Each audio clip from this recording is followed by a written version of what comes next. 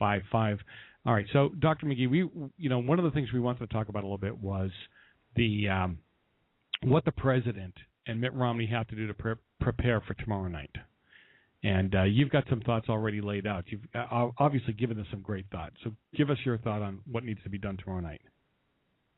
Well, tomorrow is going to be more or less a town hall format of the meeting. So we're going to see a different type of debate that we saw in the first debate, because it's going to be very difficult for the two candidates to be attacking each other while you're trying to answer grandma what is happening to the change in her Social Security check. Right. While you are trying to make your jabs and hits with the two candidates, or what I like to call the first debate was like the Thriller of Manila with Muhammad Ali and George Foreman. The key issue is this one: you're going to have to pay attention to answering grandma's question. But when you look at the last debate the last time and how this whole debate season is shaping out, the real issue is the American economy struggling, and does trickle-down government actually work? Does it cut it? Well, the president's, in my mind, the president's in trouble tomorrow night because, forgive me for using the old cliche, no teleprompters, number one. He's in a town hall meeting where people have not been handpicked for him. And he's got to think on his feet, speak on his feet. And as we've seen in the past, like he did with Joe the Plumber, like he did recently with You Didn't Build This, he inserts foot down to hip into his mouth when he gets into these situations. And I think if for no other, he's already walking in with two strikes on him, in my mind. Well, he's got a big threshold to face from the last debate. He's generally pretty comfortable in the town hall format because he's had 4 years to practice it. But Romney is the one you want to watch, because from the last debate, he had a passion and charisma and energy and a lot of eye contact, personality, and force of argument that allowed him to break through the washed-out, tired types of negative ads that were coming on him from the Obama campaign. From the falling and the rise of the bank accounts and the 47% and the gain capitals and tax returns. These things in the debate, Romney did a good job in dismissing really about $200 million of ads and advertising about all of that.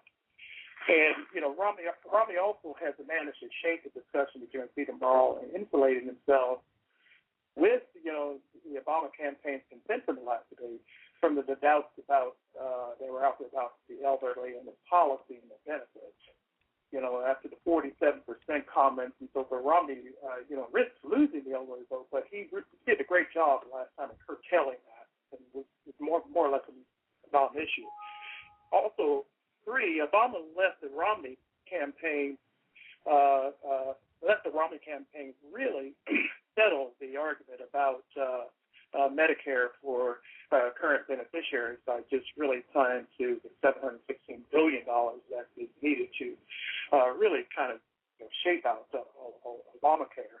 And then, Romney was able to make the debate more or less about the big issues and the size of government, the impact of taxes and growth, and the need for energy and oil and gas and coal, and also to repeal, replace Obamacare and rationing. And then finally, he was able to explain that the tax increase for the wealthy was really a tax increase on small businesses.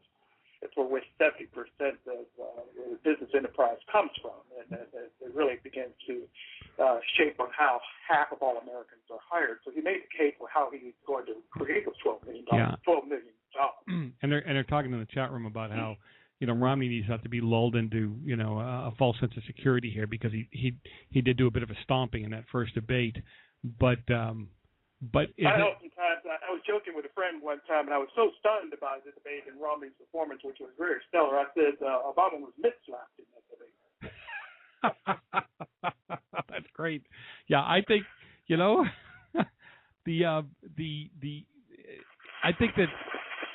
I think that Obama sat there, and people said he was in that first debate that he was disengaged or he had something else going, or lack of oxygen to the brain. But I think that's a permanent thing for me. But anyway, he I think that he's so used to his talking points. See, I have a different viewpoint of him. You said that he does well in the town halls. I think he does well in his town halls when the group has been set up for him, when he's got that loving, adoring audience. That there's nothing. The man could say, "I'm taking all your children, bringing them to concentration camps, and turning them into Obama soldiers," and everybody would applaud him at his own town hall. All right, I believe that's how far he's come. And but now he's going to be in a group where he's not going to have that.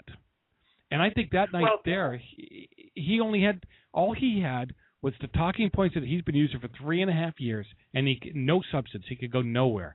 That's not going to change in 2 weeks, in my mind. You're absolutely right about that, and rest assured it's going to make for interesting television.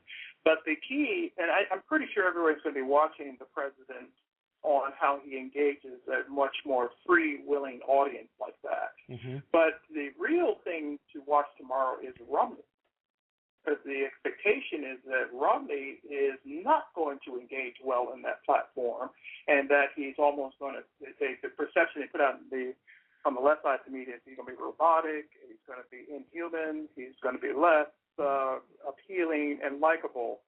But I think people are going to be very, very surprised in this different format how Romney shapes out as being very human. Okay. And so if Romney comes out of the debate tomorrow with even more surprises of aha, as we found when he was mid-slapping his opponent, we're going to come away with more momentum than less. And I don't think we're going to have too many surprises going on from both sides of the camps on having sound bites that is going to kill either one of the campaigns. The key to this debate season is the momentum that has been shifted and changed. It's like you're going down and you're pushing the ball down the field in an Ohio State Buckeye game, and you're an opposing team, and you're on 4th and goal, and then you fumble the ball, and then all of a sudden Ohio State drives another 96 yards and punches it in the end zone. That's a momentum shift. That's essentially what happened in that last debate. And the questions and issues we're talking about in class warfare and entitlement issues and Medicare tactics and other types of things that are based on the president's case are